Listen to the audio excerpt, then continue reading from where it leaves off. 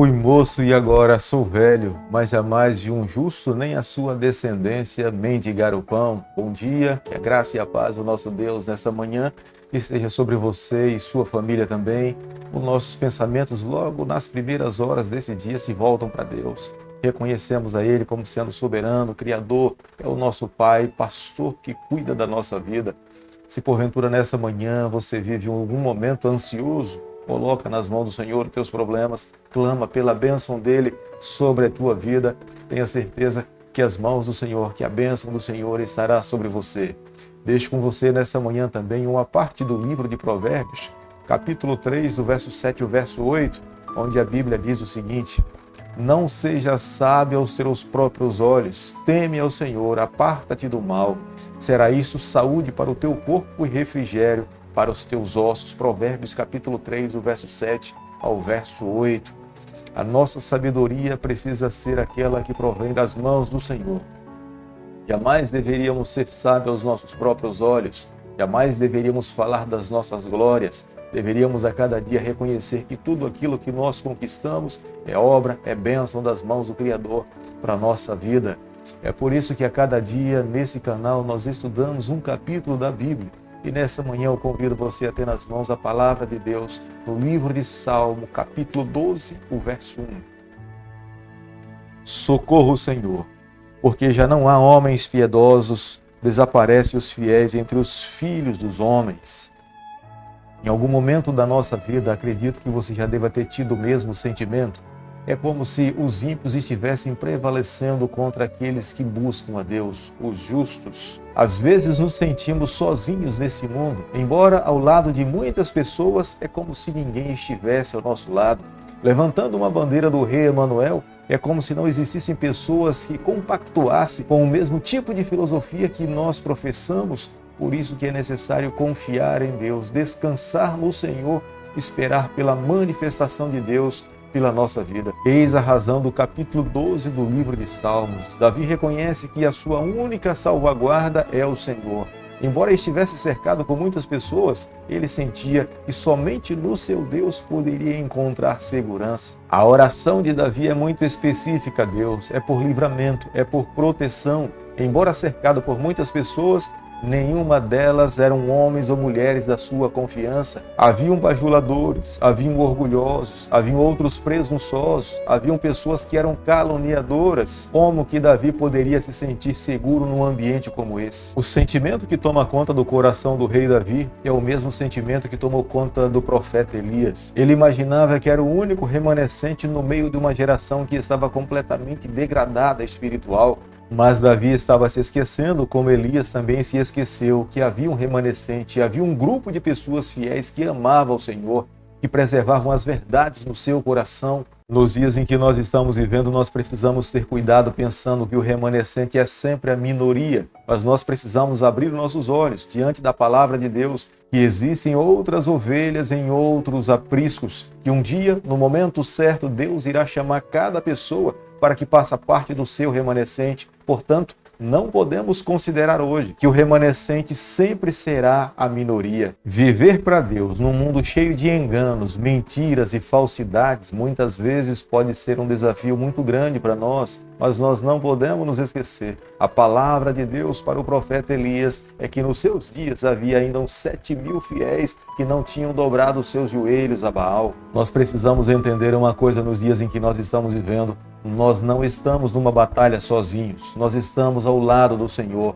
Aqueles que lutam do lado do Senhor, mesmo que sejam minoria, é maioria. Tendo Deus ao seu lado, nós somos maioria, porque estamos lutando ao lado de um Deus que jamais conheceu a derrota. Os momentos críticos da história que nós estamos vivendo, nós podemos em algum momento imaginar que uma pequena mentira pode até ser útil para que nós consigamos sobreviver no mundo em que nós estamos vivendo.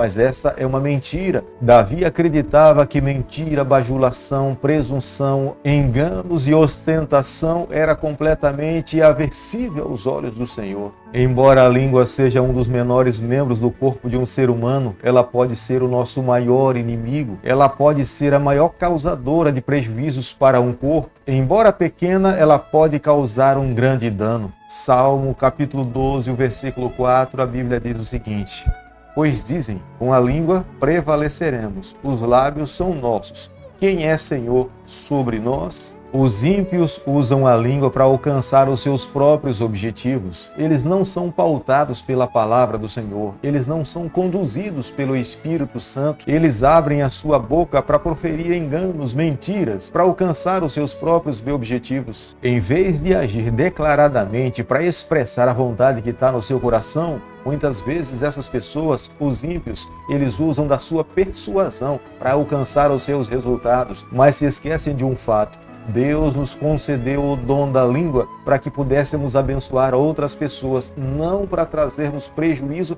para a vida de outras pessoas. Quando abrimos a nossa boca, nós podemos abençoar alguém ou amaldiçoar alguém. Toda pessoa que vive nessa terra, que se diz responsável pelas suas ações, também deveria se dizer responsável por todas as suas palavras, porque pelas palavras também que nós proferimos nesse mundo, nós seremos avaliados pelo Senhor. Se os nossos lábios foram abertos para abençoar outras pessoas, seremos absorvidos. Mas se os nossos lábios foram abertos para amaldiçoar ou espraguejar contra o nosso semelhante, nós também seremos responsabilizados pelas nossas palavras. Como nós podemos ver no versículo 6 do capítulo que nós estamos estudando nessa manhã, o salmista Davi faz um contraste entre a fala humana, as palavras humanas e as palavras do Senhor. As palavras humanas são falsas, mas as palavras do nosso Deus são verdadeiras, reais, trazem vida, salvação para todo aquele que está disposto a ouvir as palavras do Senhor.